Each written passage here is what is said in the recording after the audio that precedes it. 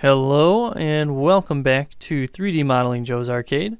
This is going to be a super quick episode. I just want to talk about a couple last minute modifications that were made to the model since last episode to get it ready for being sent out. So all along I've been modeling things, putting them on different layers, but along the way a couple things got misplaced, put on the wrong layer, etc.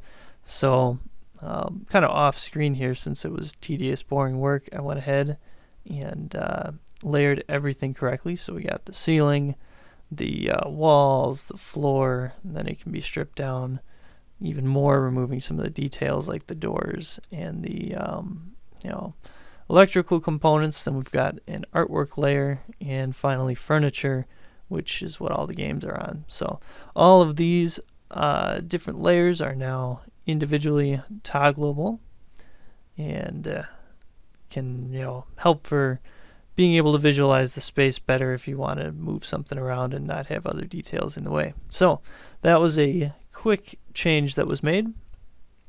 There's one other thing that I did in the meantime as well. This door, which was previously a whole lot of separate groups, it has now been kind of combined into an overall group. I'm going to turn off the ceiling here.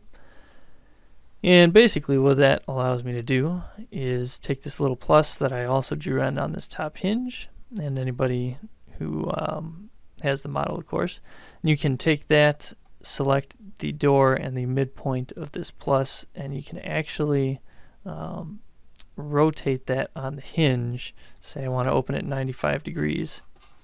And open the door like that, which is kind of a fun little touch. And actually, just while I'm thinking about it, never mind, it's already done for this door. So these doors could slide if need be. But yeah, just kind of another last little touch there to the model.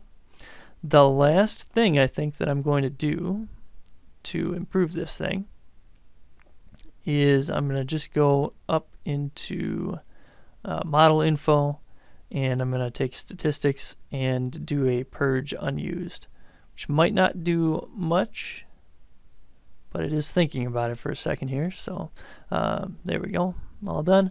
And all that's done is taken any textures or components that are not being used in the model that were in here at some point, and removed them from the file. So if I had used a texture, an image texture, and then replaced it, the old version is now gone.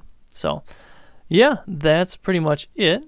The arcade is, I would say, done now, but definitely want to recommend tuning in for the next episode. That's right, there will be one more episode of Modeling Joe's Arcade after this one, and it's going to feature a really cool guided tour narrated by Joe himself, who came on and talked about some of the history of the arcade and some of his favorite games, and just a couple other fun details that are really interesting. So definitely would recommend checking that video out when it comes out. Otherwise, anybody who happened to watch this whole series, thanks for sticking around. It was a lot of fun.